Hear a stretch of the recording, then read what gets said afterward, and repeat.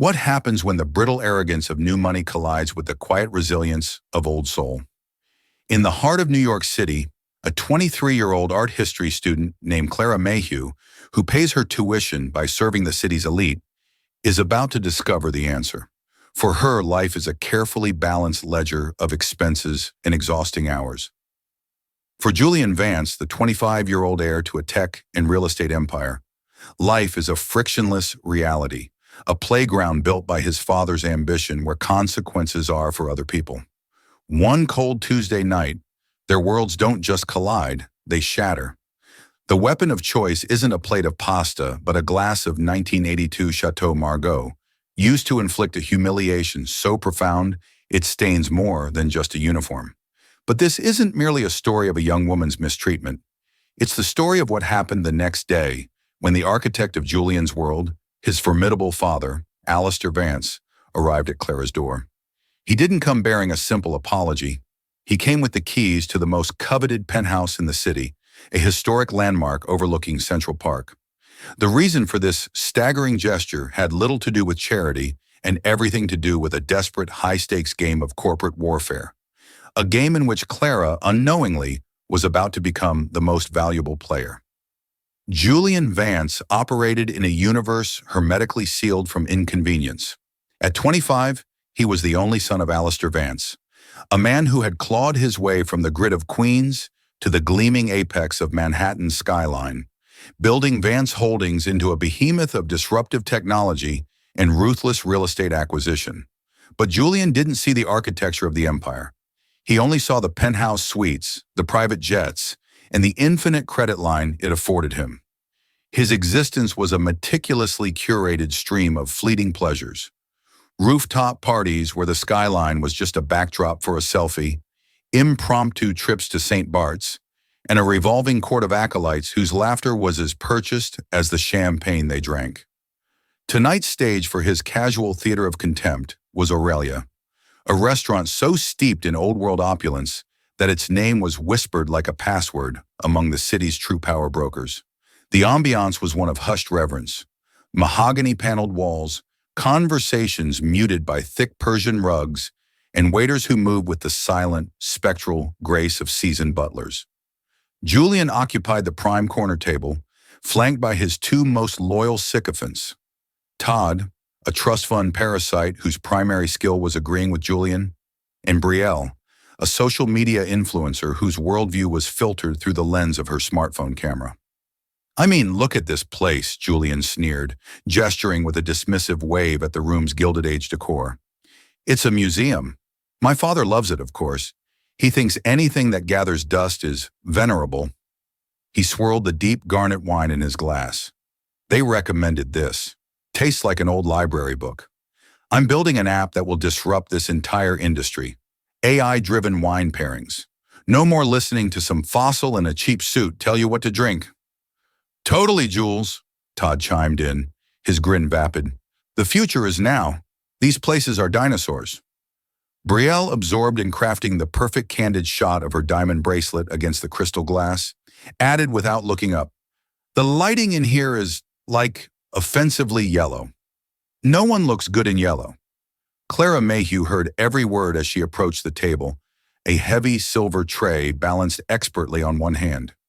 She maintained a placid, professional mask, an expression of serene neutrality she had cultivated over 3 years of navigating the egos of the 1%. At 23, Clara wasn't serving blinis and caviar because she was passionate about hospitality. She was doing it because her grandmother, Eleanor, the woman who had raised her, was slowly being stolen by Parkinson's disease. Clara's world was a cramped, fourth-floor walk-up in Astoria, a world that smelled of her grandmother's lavender sachets and the faint, sharp scent of rubbing alcohol. It was a world of mounting bills for specialized care, physical therapy, and medications whose costs were a constant, crushing weight. Every dollar Clara earned, every rare and generous tip, was deposited into an account grimly nicknamed the Eleanor Fund. It was a dam holding back a flood, and the cracks were starting to show.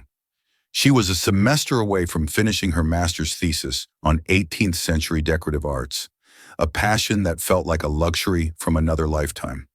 "Is the wine to your satisfaction this evening, sir?" Clara asked, her voice a model of professional decorum. Her eyes, however, instinctively noted the intricate rococo carvings on the antique credenza behind Julian's head, a detail of craftsmanship he was blind to. Julian didn't deign to look at her.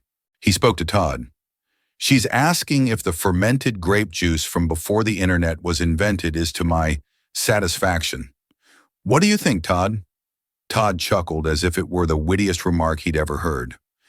"If you'd prefer something else, sir," Clara offered, her smile unwavering, "our sommelier would be happy to suggest a more modern vintage, perhaps a Screaming Eagle from Napa." Julian finally turned his eyes on her. They were a cold, pale blue, eyes that had never had to look at a price tag. "Oh, you have an opinion now? What, did you do a weekend course on wine?" "I've taken a few viticulture classes as part of my studies," Clara stated simply, refusing to be baited. It was a small, quiet truth. Her art history program included courses on the cultural artifacts of elite society, wine included. The admission was a mistake. It was a challenge. To Julian, she wasn't a student. She was staff. And the staff had just presumed to know something.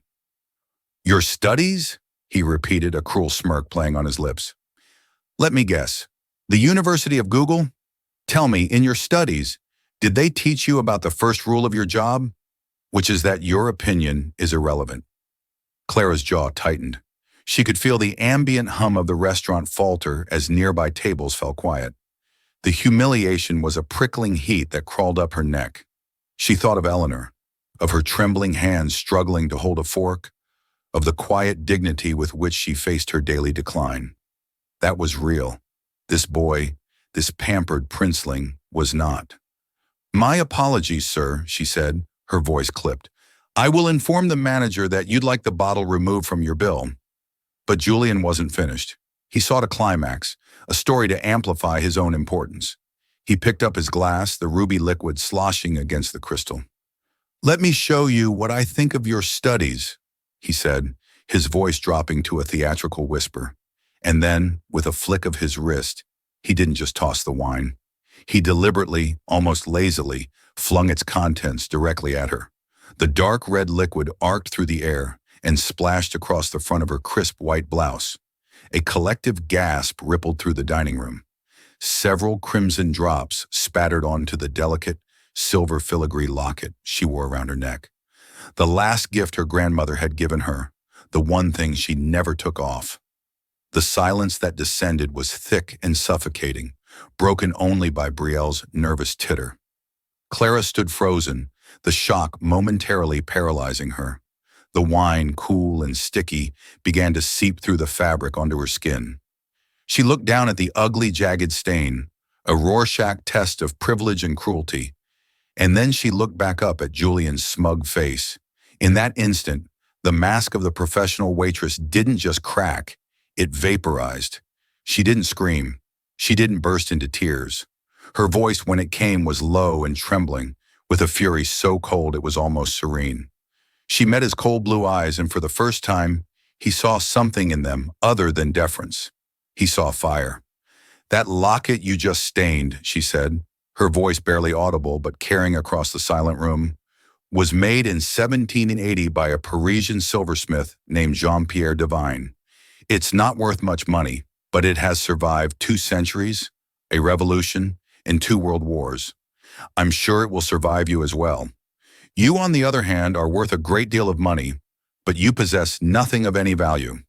Without another word, she turned with military precision and walked away, leaving behind a stunned dining room, the faint, lingering scent of Bordeaux and bruised dignity, and a young billionaire who, for the first time in his life, had been rendered utterly speechless. She didn't see the restaurant manager, Monsieur Dubois, a man whose spine was merely a suggestion, scurrying to Julian's table, bowing and offering profuse apologies. She didn't hear Julian, recovering his swagger, laugh it off, and toss his black titanium credit card onto the table. "Just bill me for the dry cleaning," he'd said with a smirk, "and for her severance." Clara was already in the staff locker room, her hands shaking as she unclasped the locket. She wiped the wine from its surface with a desperate tenderness, the tears of rage finally, silently, tracing paths down her cheeks. The stain on her shirt was an inconvenience.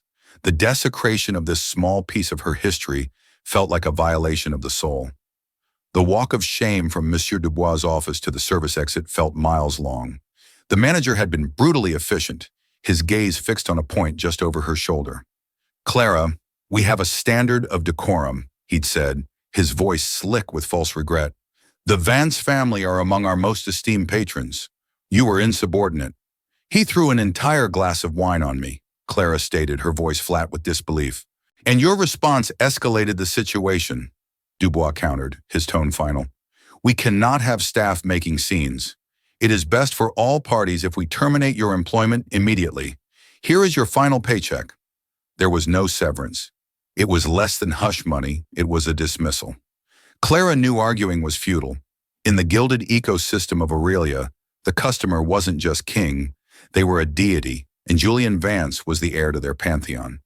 She changed out of her stained uniform, folding it carefully and placing it in her bag as if it were evidence, and stepped out into the biting November air. The city lights, usually a source of comfort, seemed to mock her, glittering like 1,000 unblinking, indifferent eyes. The subway ride back to Queens was a blur of muffled announcements and the weary faces of other people heading home from their own battles. When she finally climbed the 4 flights of stairs and opened the door to her apartment, the familiar scent of her grandmother's rosewater potpourri filled her with a sense of both comfort and failure. Eleanor was asleep in her recliner, a worn afghan draped over her frail legs. Her breathing was soft, a quiet rhythm in the stillness of the room. Clara looked at her, at the fine, papery skin of her hands, and the weight of her new reality settled upon her. The Eleanor Fund had just lost its only source of income. She sat at the small kitchen table, the offending locket clutched in her hand, and for the first time that night, she allowed herself a single, choked sob. Meanwhile, across the river in Manhattan, the incident was already being spun into a self-serving anecdote. Todd was regaling a group of friends at an after-hours club with a highly fictionalized account. And then this waitress, totally out of nowhere, starts lecturing Jules on art history or something. Can you believe the nerve? By morning, a sanitized version would appear on a gossip site, painting Julian as the victim of bizarrely aggressive service, a story he would read on his phone before his morning espresso and dismiss with a self-satisfied smirk. The girl, the locket, the cruelty, it was all just digital smoke, already dissipating into the ether of his consequence-free world. But an ember from that night was still glowing, and it was about to be fanned into a flame. A busboy at Aurelia, a quiet immigrant named Javier, who respected Clara for her kindness, had seen everything. He had said nothing, but his eyes had missed no detail. That night, he typed out a simple, factual email describing the event exactly as it had happened, and sent it not to a journalist, but to a private email address he had been given once for emergencies. The direct line to the head of security for Vance Holdings. The insignificant waitress was about to land on the radar of a man who missed nothing. Alister Vance had not built his empire by being oblivious. At 65, he was a man forged from pressure and discipline, his calm demeanor a thin crust over a molten core of ambition. His office, occupying the entire top floor of the Vance Tower, was a monument to controlled power. It was not a space of mahogany and leather, but of cold steel, polished concrete, and floor-to-ceiling glass that offered a god's-eye view of the city he had conquered. From this perch, he tracked global markets, political tides, and technological currents with the same predatory focus. He also tracked his son. He loved Julian, but it was a love frayed by a profound and corrosive disappointment. He saw the bright, inquisitive boy he'd raised slowly curdle into a vapid caricature of inherited wealth. Alister had given Julian every advantage, but in doing so, he feared he had deprived him of the one element that had shaped his own character: adversity. Alister's own story was a testament to grit. The son of a tugboat captain who'd built his fortune on one brilliant, high-risk tech patent and decades of 70-hour work weeks. He'd hoped that ethos would be inherited like his blue eyes, but it had proven to be a recessive trait. Alister didn't learn about the incident at Aurelia from a gossip column. He learned of it at 6 a.m. via a single encrypted message on his personal tablet from Marcus Thorne, his head of security. Marcus was a former MI6 operative whose loyalty Alister had bought 15 years ago, and his job was less about protecting the Vances from kidnappers and more about protecting the Vance name from Julian. The message was terse, containing Javier the busboy's verbatim account. "Sir, an incident involving Julian at Aurelia last night. A waitress, Clara Mayhew, was terminated following a confrontation. The attached is a staff witness account. The matter appears contained, but the details are unseemly." Alister read the unvarnished report, the condescending remarks, the flaunting of ignorance as a virtue, and the final vulgar act of flinging wine on a young woman. Then he read her response, the part about the locket. A flicker of something, surprise, respect, passed through him. He tapped a command on his screen. Within 5 minutes, a full background file on Clara Mayhew, compiled by Marcus's efficient team, appeared. He saw her grades from Columbia University, stellar. Her major, art history and material culture. He read about her grandmother, Eleanor Mayhew, the Parkinson's diagnosis, the financial strain evident in a search of public records. He saw a note about the Eleanor Fund. The detail was so specific, so poignant, it felt like a punch to the gut. Alister leaned back in his chair, the rising sun setting the city ablaze in hues of orange and pink. He felt no anger. Anger was an inefficient emotion. What he felt was a cold, clarifying resolve. He had been too passive, hoping Julian would somehow stumble into maturity. He had been wrong. His son was not just adrift. He was becoming a liability, a moral black hole shielded by the very fortune Alister had built. The time for hope was over. The time for a controlled demolition and reconstruction had arrived. He saw the file on a recent acquisition. The Alcott, a pre-war residential building on Central Park West, a historic landmark that Vance Holdings was painstakingly restoring. The crown jewel was the Penthouse, a magnificent duplex that had been under renovation for 2 years. He had intended it as a gift for Julian's 30th birthday, another gilded cage. A new, far more audacious plan began to form in his mind, a plan of profound, poetic justice. He activated his intercom. "Marcus, get me everything you can on Monsieur Dubois at Aurelia. I want to know about his debts, his vices, his aspirations, everything. And I want the ownership records for the building the restaurant leases. If it's for sale, buy it. If it's not, make an offer they can't refuse. I want to be their landlord by noon." "Consider it done, sir." "One more thing, Marcus," Alister added, his voice hardening. "Get me the keys to the Alcott penthouse and have a deed drawn up. The new owner is Clara Mayhew." A full 3 seconds of silence passed on the other end of the line, the longest Marcus had ever been quiet in Alister's memory. "Sir?" "You heard me," Alister said, "and cancel all of Julian's credit cards. Freeze his personal accounts, effective immediately.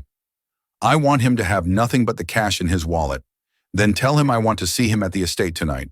It's time for his performance review." That evening, the confrontation took place in Alister's private library at the family's Westchester estate. The room was the one concession to his past, filled with books on history, engineering, and the biographies of great men. It was where he did his real thinking. Julian swaggered in, still buzzing from the retelling of his victory over the uppity waitress. "You wanted to see me, Dad? If this is about the spend on the Amex last month, the market was up." "Sit down, Julian." Alister's voice was quiet, but it had the density of a collapsing star. Julian sat. "I received a report this morning about your dinner last night," Alister began, his face impassive. "Tell me what happened." Julian immediately launched into the curated narrative. It was nothing. The service was a joke. This waitress had a massive chip on her shoulder, started getting aggressive. Dubois handled it. She was unprofessional. Alister let the silence hang in the air, a palpable weight between them. "That's not what I heard," he said finally. "I heard you berated a young woman who was doing her job, and when she demonstrated more intelligence than you assaulted her." "Assaulted her? I spilled some wine." "For God's sake, Dad. She was being insubordinate. I was defending our name." People expect a certain standard from a Vance. Alister let out a dry, mirthless laugh. Our name? You think you honor the Vance name by behaving like a decadent Roman emperor, humiliating people for sport? That name was built on calloused hands and sleepless nights, not on your capacity for cruelty. You are a parasite, Julian, living off a body you did nothing to build. The words struck Julian with physical force. That's not fair. You have no idea. I have every idea. Alister's voice boomed, the controlled facade cracking. The young woman you got fired? Her name is Clara Mayhew. She's a graduate student at Columbia, top of her class. She was working that job, serving spoiled children like you, to pay for her grandmother's medical care. A woman who is fighting a degenerative neurological disease. Alister stood and walked to the window, his back to his son. You didn't just throw wine on a waitress, Julian. You took a wrecking ball to the only thing holding that family together, for a moment of cheap amusement. You are my greatest failure. Julian was stunned, speechless. The depth of his father's knowledge was terrifying. Get out, Alister said, his voice now a deadly whisper. Go back to your apartment. A car will pick you up in the morning for a new assignment. Your allowance, your cards, your access to all funds are terminated. You are now an employee, and you are about to learn the meaning of the word value. Humiliated and shaken, Julian left the library, the world tilting on its axis. For the first time, he felt the icy chill of a world without a safety net. The next morning, Clara was staring at a sheaf of overdue bills when a sharp, authoritative knock echoed on her apartment door. She opened it to find a man who looked like he had stepped out of the pages of Forbes magazine. He was older, dressed in a perfectly tailored charcoal suit, his gray hair impeccably styled. His eyes, the same cold blue as his son's, held a formidable intelligence. "Miss Mayhew?" he asked. His voice was calm, but it held an undeniable power. "My name is Alister Vance. I am Julian's father. May I have a moment of your time?" Clara's heart hammered against her ribs. She was terrified but also furious. She blocked the doorway, her small frame rigid with defiance. "If you're here to offer me money to keep quiet, you can save your breath. I'm not interested." Alister's expression didn't change, but he seemed to give a subtle nod of approval. "On the contrary, Miss Mayhew, your voice is precisely what I'm here to invest in. I am not here to apologize for my son. An apology is a word. It's meaningless. I am here to offer a proposition." He held out a slim, elegant leather folio. Confused, Clara took it. Inside, nestled on a bed of velvet, was not a check, but a single ornate brass key and a platinum key card.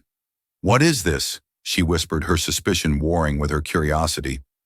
"That is the key to the penthouse at the Alcott on Central Park West," Alister said, as if discussing the weather. "The deed has been transferred to your name. It is, legally and irrevocably, your property.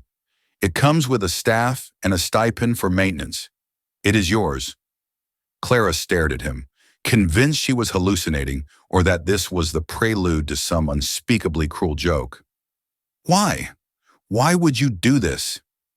"Because," Alister said, his eyes locking onto hers, "my company is in the final stages of a hostile takeover of a major competitor, a French luxury conglomerate run by a man named Antoine Dubois.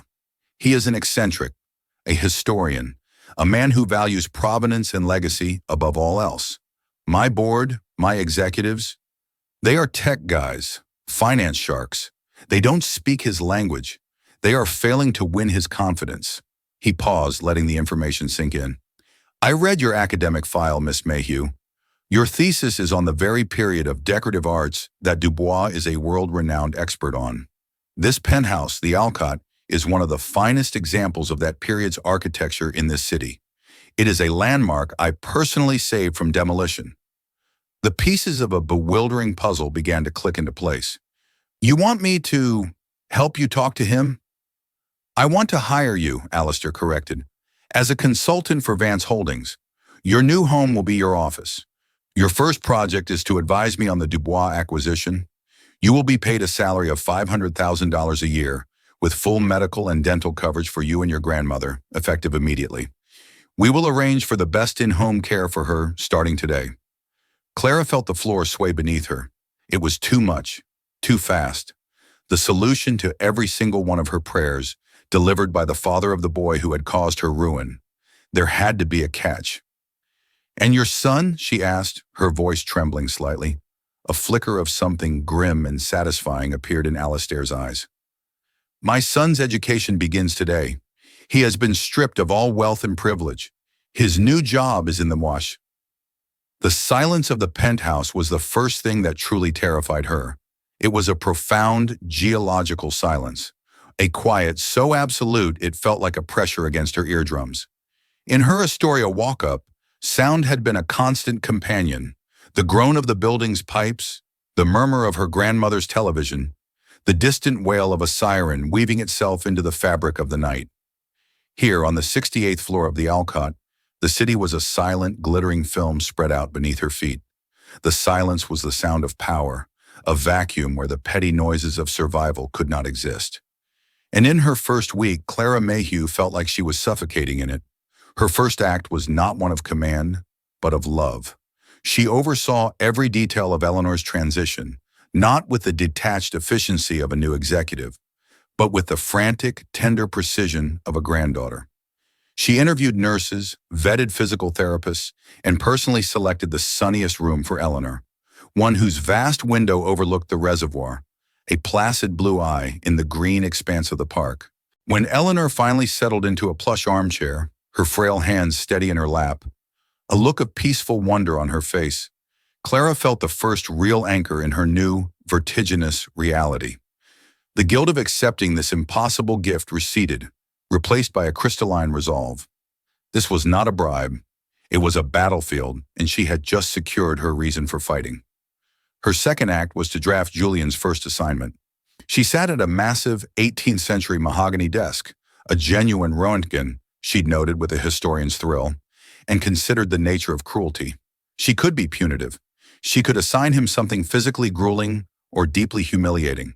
But her fury had cooled from a raging fire to a focused, blue-hot flame. Cruelty was his language, not hers. Her weapon would be tedium. Her revenge would be the meticulous, soul-crushing weight of history itself. She chose a collection of uncatalogued municipal ledgers from the 1930s, thousands of pages of property transfers from a defunct real estate firm Vance Holdings had absorbed decades ago. The ink was faded, the paper brittle. The task required immense concentration and offered zero intellectual reward. It was the academic equivalent of being sentenced to count grains of sand. She typed the instructions in a cool, impersonal email and sent it to an address she'd been given. jvance.employee to foreign to Vance Holdings, internal. She then forwarded a copy to Alister Vance, a silent checkmate. Julian's response was a digital scream. A tempest of emails, each more vitriolic than the last, flooded her inbox. They were filled with threats, insults, and the wounded bellowing of a prince locked in a dungeon. "Who the hell do you think you are? You're a waitress. My father will hear about this. This is harassment." Clara read each one, her expression unchanging. She didn't reply. She simply created a folder labeled JV Correspondence and methodically dragged each message into it, an archivist cataloging the death throes of an obsolete creature. After 3 days, the email stopped. A curt notification from the head archivist, a stern woman named Miss Albright, informed her that Mr. Vance had begun his work. While Julian was entombed in the sub-basement, Clara ascended. She worked with a ferocity born of terror and gratitude. She consumed every document related to Antoine Dubois, not just his company's financials, but his personal history, his published articles on Napoleonic-era furniture, his philanthropic passions. She discovered he was a man haunted by the concept of terroir, the idea that an object, like a wine, draws its value from the soil and soul of its origin. The Vance Holdings executives, with their talk of synergy and leveraged buyouts, were speaking a language he fundamentally despised. They wanted to buy his assets. Clara realized the only way to succeed was to acquire his legacy. She built her presentation for Alister not on spreadsheets but on stories. She connected the craftsmanship of Dubois' luxury brands to the architectural integrity of the landmarks Vance Holdings was restoring. She framed the acquisition not as a conquest but as a curatorship. Alister listened, his pale blue eyes betraying nothing, but his questions grew sharper, more engaged. The other executives in the boardroom watched her with a mixture of suspicion and awe. They saw the waitress consultant speaking a language of art and history they couldn't comprehend, yet they saw it swaying the one man who mattered. Clara learned to navigate their silent condescension, her quiet confidence a shield forged in the fires of Aurelia. She was no longer performing deference, she was commanding respect. After a month of silence, Alister summoned her. His office was a minimalist expanse of steel and glass, a stark contrast to the historical richness of her penthouse. "He is compliant," Alister said, his voice flat. "Ms. Albright reports his work is adequate, but he is not learning, he is enduring. A caged animal learns nothing of the world. It only learns the dimensions of its cage." He paused, his gaze fixed on the urban tapestry below. "The final meeting with Dubois is in 2 weeks, at his family estate in the Loire Valley. You will lead the cultural presentation, and Julian will accompany you." A cold dread washed over Clara. "As what?" "As your assistant," Alister said, a flicker of something glacial in his eyes. "He will carry your briefcase. He will arrange your transportation. He will stand behind you while you speak. The humiliation is not the point. The proximity is. He needs to witness the source of the power that has displaced him. He needs to see that value is not something you inherit, but something you create, viscerally." The flight to France was a masterpiece of psychological warfare. The three of them sat in the hushed, cream-leather cabin of the Vance jet, a trinity of silent tension. Alister read financial reports, Clara reviewed her notes, and Julian stared out the window, his entire body a knot of resentment. He had lost weight, the soft edges of indulgence planed away, revealing the sharp, unhappy bones of his face. He performed his duties with a brittle, robotic correctness, arranging the car, handling the luggage, never once meeting her eyes. He was a ghost haunting his own former life. The Château de Valois-Rochefort was not a house, it was a testament. It rose from the morning mist like a dream of the 17th century, its limestone walls glowing in the soft French light. Antoine Dubois was the chateau personified, elegant, ancient, and fortified against the vulgarities of the modern world. He greeted Clara with a courtly bow and a piercing, intelligent gaze, his eyes lingering for a moment on the simple silver locket at her throat. He barely acknowledged Julian. The initial meetings were a disaster. Alister's team, despite his warnings, led with numbers and projections. They spoke of market share and brand integration. Dubois listened with a polite, weary boredom, his fingers drumming on the polished surface of a centuries-old table. He looked, Clara thought, like a king entertaining the petitions of well-dressed barbarians.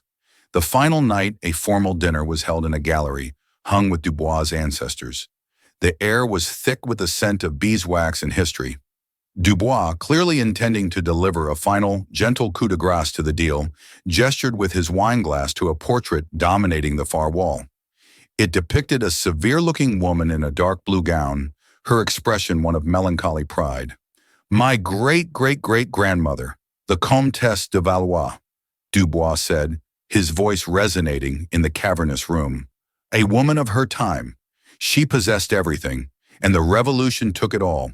A tragic story. It reminds one that all empires, corporate or otherwise, eventually crumble into dust." The remark was aimed squarely at Alister. It was then that Julian, silent for 2 days, finally broke. Perhaps it was the wine or the cumulative humiliation or the sight of Clara being treated as an intellectual peer. He saw an opening, a chance to reclaim a piece of his old self, the cynical, dismissive tech bro. He let out a short, sharp laugh, a sound of pure contempt. "Tragic, I guess," and he said, the words slurring slightly, "or just inevitable. You can't cling to the past. You either disrupt or you get disrupted. Creative destruction. It's the engine of progress." A silence so cold it seemed to suck the warmth from the candle flames fell over the table. Alister's face became a mask of cold fury. He looked as if he was about to physically eject his son from the room. But Clara felt a strange calm descend. This was it, the moment the entire insane exercise had been leading toward. She didn't look at Julian. She looked at the painting, and then she turned her full, undivided attention to Antoine Dubois. "Forgive me, monsieur," she said, her voice clear and steady, cutting through the tension. "But I do not believe her story is tragic in the least. I believe she is a symbol of profound resilience." Dubois leaned forward, his boredom evaporating, replaced by a hawk-like curiosity. "Explain, mademoiselle." Clara's heart was hammering, but her mind was a library, every card falling perfectly into place. That portrait was painted by Elisabeth Vigée-Lebrun in the spring of 1788. And your ancestor was not born a comtesse. She was the daughter of a merchant from Lyon. She married into the title. Her brilliance, not her bloodline, gave her that life. And when the revolution came and she lost her husband and her lands, she did not perish. The historical record is quite clear. She fled to America with her children and a handful of jewels. She sold one of them, a silver locket, according to her journals, to buy a tract of sugarcane land in Louisiana. Her family didn't just survive.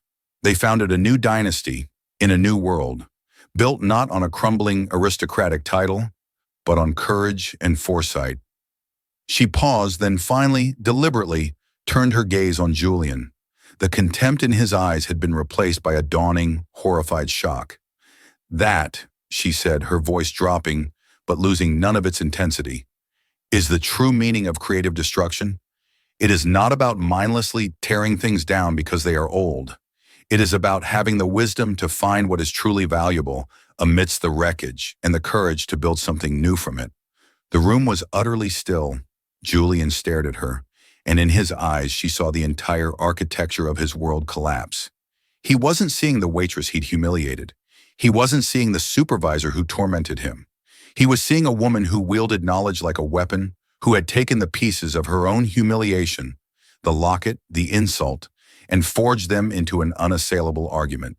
He saw for the first time what real power looked like. Antoine Dubois let the silence stretch. Then he threw his head back and laughed, a rich, booming sound that echoed off the vaulted ceilings. He raised his glass, not to Alister, but to Clara. "Mademoiselle Mayhew," he roared with delight, "you have not just studied history, you have inhaled it. You understand its soul." He turned to Alister, his eyes glittering. "Vance, your strategies are aggressive and your financials are impeccable, but they are worthless without a soul. Your consultant, she is the soul. Let us speak of a true partnership, one that honors the past as we build the future." The deal was done. On the flight home, the silence had a different texture. It was not hostile, but heavy, saturated with unspoken admissions. As the lights of New York spread beneath them, a glittering net cast across the darkness, Julian finally spoke. His voice was raw, unused. How did you know that? About her? About the locket?" Clara didn't look up from the book she was pretending to read. "It's my job to know the provenance of things," she said quietly. He was silent for a long time. The jet's engines whined as it began its final descent. "The locket," he said, the words barely a whisper. "The one at the restaurant. He couldn't say the word. "Sorry." It was a foreign currency for which he had no frame of reference. Clara closed her book and finally looked at him. Her eyes were not angry, not triumphant. They were just weary. "I know," she said. It was not forgiveness. It was an epitaph for the boy he had been. Julian did not undergo a magical transformation.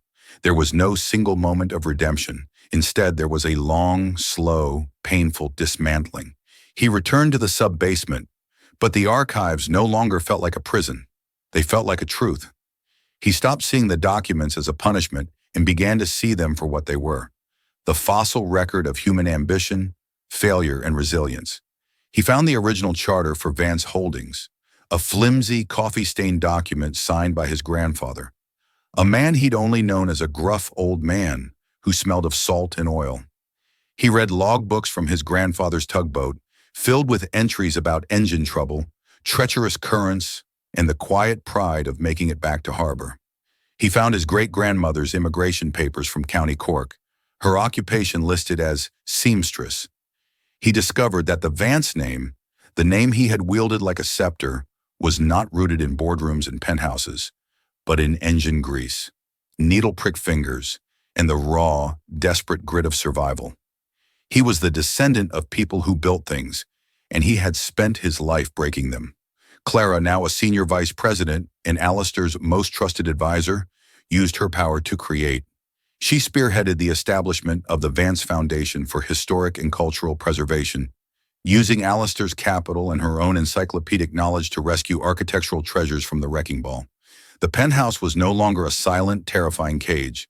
It was her command center, a place where she could see the entire city and plot how to save its soul, one building at a time. She moved Eleanor to a specialized care facility in Scottsdale, where the dry desert air eased the tremors in her limbs. She flew to visit her every month, walking with her through cactus gardens, the two of them talking for hours about art, history, and the strange, unpredictable currents of life. Those visits were her own personal terroir, the soil that kept her grounded. Almost exactly 1 year after the night at Aurelia, a thick, bound proposal landed on her desk. It was from Julian. It was a plan to fully digitize the Vance archives, but it was more than that. It was a vision to create a public-facing museum, the Vance Museum of New York Commerce, to tell the story of the city's working history through the documents he had spent a year preserving. It was meticulously researched, brilliantly argued, and deeply, achingly human. It included plans for educational outreach, partnerships with public schools, and a fellowship for immigrant history students. It was the first truly valuable thing he had ever created. Clara read it twice, her fingers tracing the title page. Then she picked up the phone and dialed the 4-digit extension for the sub-basement archives. He answered on the first ring. Vance. His voice was different, quieter, deeper. Julian, it's Clara Mayhew. The formality was a shield for them both. I've read your proposal. It's excellent. The vision is strong.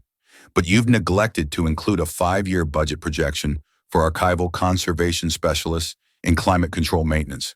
I need a revised draft on my desk by end of business tomorrow. We'll present it to your father together on Friday. She heard the sharp intake of breath on the other end of the line. A pause, then a single steady word. Understood. Clara hung up the phone.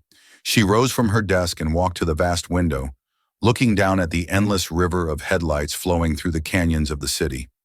A new dynamic had been set, forged in humiliation and tempered by a year of painful reconstruction. It was not friendship. It was certainly not love. It was a hard-won, asymmetrical respect between two people who had seen the worst of each other. The waitress had not been rescued by the prince. She had dismantled his kingdom and built an empire of her own in its place. And the prince, exiled in the dust and darkness of his family's past, had finally, painstakingly, begun to learn how to build something real.